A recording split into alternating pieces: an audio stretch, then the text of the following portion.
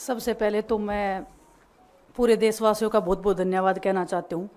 आप media persons का भी, क्योंकि आप लोग ही हम लोगों को इतना through out the journey wrestling में आपने सपोर्ट किया है। तो मैं उम्मीद करती हूँ कि मैं आपकी उम्मीदों पे खरा उतरूँ बिल्कुल। और कांग्रेस पार्टी का मैं बहुत बहुत धन्यवाद करती हूँ, क्योंकि जब बोलते हैं ना कि बुरे टाइम में पता लगता है कि अपना कौन है। जब हम रोड पे घसीटे जा रहे थे तो छोड़ के बीजेपी को, देश में जितनी भी पार्टियां हैं वो हमारे साथ में थी, हमारे दर्द को समझ पा रही थी, हमारे आंसुओं को समझ पा रही थी।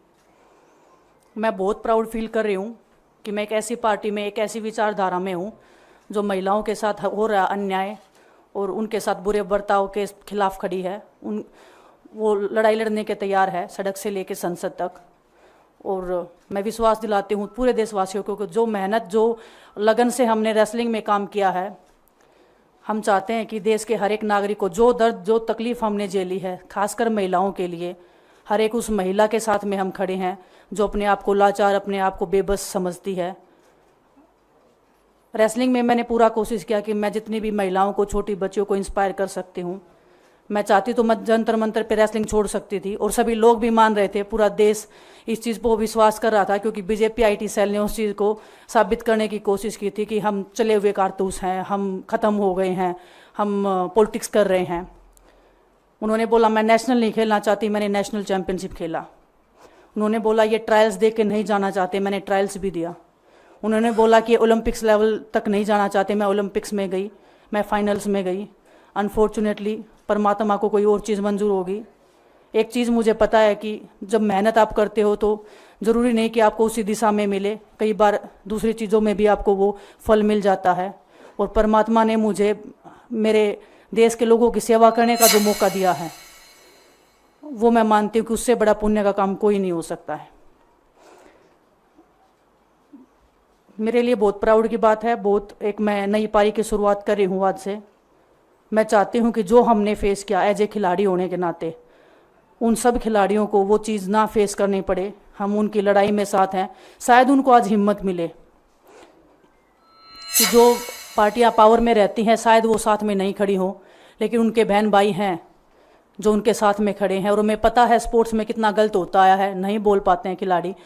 आप हमसे देख लो, बजरंग के ऊपर डोप का बैन लगा दिया 4 साल का, सिर्फ किसी लिए कि सिर्फ उन्होंने आवाज़ उठाई थी हमारे साथ बैठ के। तो उसका भुगतान हम कर रहे हैं, आज तक कर रहे हैं, लेकिन हम डरेंगे नहीं, पीछे नहीं हटेंगे। जो लड़ाई थी वो जारी है, ख़त्म नहीं हुई है।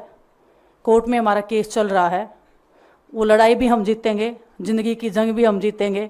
खेल में जैसे हमने कभी हार नहीं मानी है, तो हम इस नए प्लेटफॉर्म पे जो आ रहे हैं, देश की सेवा का भाव, और सिर्फ बोलने तक सीमित नहीं रहेगा ये। हम दिल से हमने खेल किया है और दिल से हम ये काम करेंगे, जी जान से मेहनत करेंगे, अपने लोगों के बीच में रहेंगे। जो भी हम अपने लोगों का भला कर सकते हैं, चाहे कितना ही % हमारे हाथ में होगा, वो हम करने की कोशिश करेंगे। और मैं अपनी बहनों को बताना चाहती हूँ कि आपकी बहन आपके साथ में है। किसी भी मुसीबत में, किसी भी पल, किसी भी क्षण आप ऐसे मत समझना कोई भी आपके साथ में नहीं है।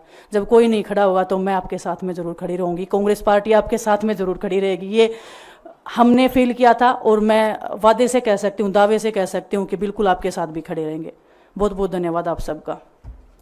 धन्यवाद दिनेश जी। मैं बजरंग पुनिया जी से आग्रह करूंगा कि वो अपने विचार आपके सामने रखें। सभी को नमस्कार। और मैं धन्यवाद दूंगा केसी जी का, हरियाणा के प्रभारी हमारे दीपक बावरिया जी का, अध्यक्ष हमारे उदयभान जी का, पवन खेड़ा जी का, और विनीत पुनिया जी का, और जितने भी कांग्रेस के हमारे लीडर हैं उन सब का, कि हमें विनेश ने बताया कि बुरे समय में हमारे साथ खड़े हुए। जो आज बीजेपी की आईटी सेल बोल रही है कि इनका मकसद तो सिर्फ राजनीति करना था, हमने तो उनको लेटर भेजा था, वो जब भी नहीं आए। हमने तो बीजेपी के जो सांसद थी, जितनी भी महिला सांसद थी, उनके घर पे लेटर दिया था, वो फिर भी उन बच्चियों के साथ नहीं खड़े हो पाए। कांग्रेस पार्टी तो बिना कुछ हमने इनको बताया ये वहाँ पे हमारे साथ खड़े हुए। तो देश की बेटियों की जो आवाज़ उठाई उसका भुगतान हम कर रहे हैं। लेकिन ये चीज़ हमें पता लग गई कि जो अत्याचार बेटियों पे हुआ जंतर मंतर पे, उसके साथ सिर्फ बीजेपी पार्टी खड़ी हुई और सभी पार्टी हमारे साथ खड़ी थी। और जो भी आज हम इस पे कांग्रेस पार्टी में आए हैं, मैं धन्यवाद देता हूं सभी का। हम अपनी पूरी मेहनत, जितनी हमने कुश्ती में मेहनत की है, जितनी हमें किसान आंदोलन में मेहनत करी है, जितना अग्निपथ योजना के टाइम पे मेहनत करी है और बेटियों के आंदोलन में मेहनत करी है, ऐसे ही मेहनत करेंगे और कांग्रेस पार्टी को भी मजबूत करेंगे और देश को भी मजबूत करेंगे और ग्राउंड पे रह के काम करेंगे। जैसे रेसलिंग में बचपन से 7-8 साल की उम्र में लगे थे, जब ये पता नहीं था कि हम ओलंपिक मेडल जीतेंगे, लेकिन धीरे धीरे आगे बढ़ते गए, मेहनत करते गए और वो मुकाम हमें मिला, क्योंकि ओलंपिक से बड़ा कोई भी प्लेटफॉर्म नहीं होता। और जिस दिन विनेश फाइनल में गई, उस दिन पूरा देश जोश में था, पूरा जश्न हुआ। लेकिन अगले दिन जो घटना हुई, पूरा देश दुखी था। लेकिन कुछ आईटी सेल थी जो पूरा देश में जश्न मना रही थी, तो ये देश के लिए बड़े दुख की बात है।